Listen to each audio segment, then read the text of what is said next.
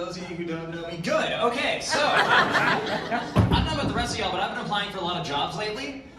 This is because I live a lavish lifestyle of needing food and shelter. And I am not picky when it comes to jobs, I just need one. So I'm looking for a thing that has like more than minimum wage, hours that I can work with, and a job that I despise with every fiber of my being.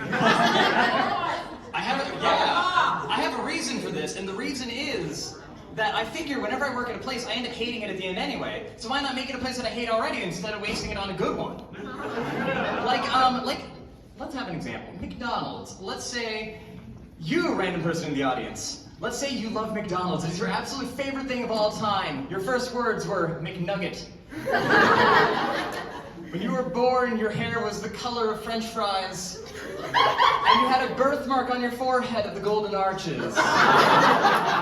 You love McDonald's, and one day, you succeed, you get that job at McDonald's, and you know what that means, random person in the audience? It means you have a job at McDonald's.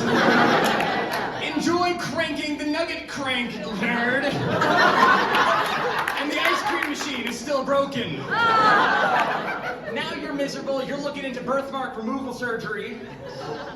Like, just start with something lame. Like, for example, I went to a Subway the other day. I don't know how y'all feel about Subway, but I really, really hate the slogan, which you know is like, eat fresh, because I think it is incredibly inaccurate. Like, I went to Subway and I ordered the freshest thing on the menu and they gave me a Subway sandwich. I don't know how they do it, but they're always out of the exact items that I want on my sandwich, like lettuce or no pickles.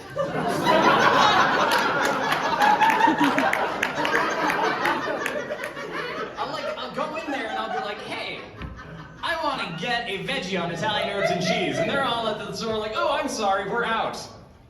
You're out. Of what? The veggies? The herbs and cheese? The Italians?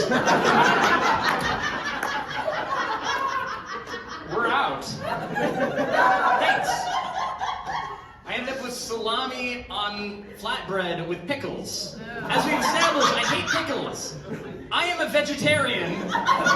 If I was gluten intolerant, I would have considered this an assassination attempt.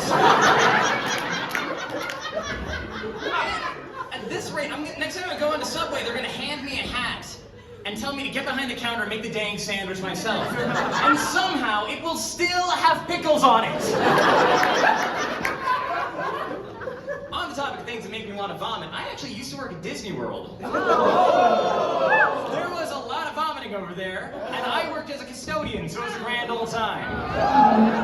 Anyway, the main thing that I learned when working over there is that people are inherently stupid, and that doesn't mean mean, it just means that they are going on vacation and they have left their brains behind. Like, as an example, I would be on the main concourse. A lump of what we would call the code V is lying on the ground, just as Walt intended. And I need to protect it, so on one side, I have built a broom-based barricade so I can clean it without anybody stepping on it. On the other side, I have moved my humongous trash cart. And while I'm doing the trash cart thing, moving it over, and I'm trying to clean this up, somebody's walking by like, oh, look, a broom! Whoa! What is that, oatmeal? And I'm like, no, don't do it. And as I try to fix my barricade, 18 people have crashed into the trash cart. Whoa! You better watch where you're going. Yeah. But it's not just limited to that. I worked at Epcot, which is the one that is like all the different countries, you know, like Europe and pals.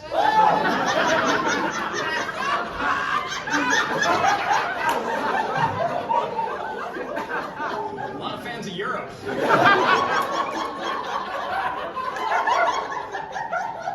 Jinkies. Anyway. So, I worked at Epcot, and unfortunately, it turns out that people across the world do not know their geography, because several times a week, I would have people come up to me and be like, hey, how do I get to Egypt? And I'd be like, well, Egypt is not one of the countries on this big ring of country. Why is there a pyramid? That pyramid? The Mexican pyramid? Mexico doesn't have pyramids.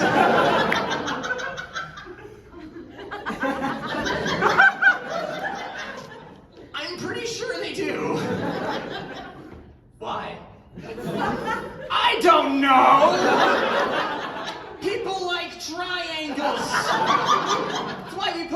the money. On the topic of pyramids, this time the Egyptian ones. I know in all the movies they always said that like there's all sorts of elaborate traps in there. Indiana Jones is dodging like pressure plates that are shooting snakes, that are shooting fire, that are shooting even more snakes at him. And like, I'm not saying the Egyptians couldn't have built that. They're geniuses. They could have built that. But it's way easier to just drop a rock on him. It's probably cheaper too. Just saying, Egypt, save some money. Anyway, actually, let's talk about killing people for a little bit.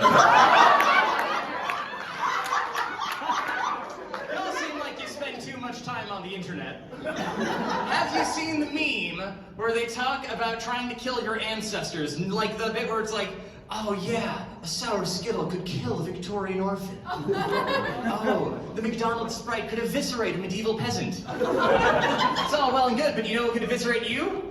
A medieval peasant. Probably the orphan too, if we're being honest. They're pretty vicious. It will Oliver twist your head off. Well, like, I don't know how accurate these jokes are in the first place, because, like, sure, you might be able to say, yeah, the nacho cheese flavor packed into a single Dorito may be able to take out that medieval peasant. But for the Victorian orphan, they're probably just chowing down and being like, needs asbestos. And on the other end of the spectrum, I could definitely take out a Victorian orphan using fanfiction.net. But those medieval peasants would be all down for Lancelot X Reader fanfic, assuming they could read. Actually, come to think of it, medieval peasant, serfdom. Hang on, guys, I think I have a new job I can apply for. That's all I got. Thank you.